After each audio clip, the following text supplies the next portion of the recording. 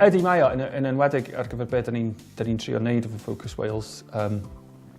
Mae'n mantais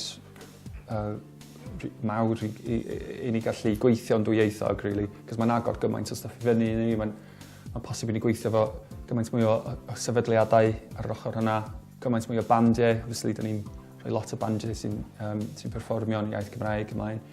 A mae'n cyfle i engage efo lot mwy o cwsmeriaid o'r ochr yna hefyd.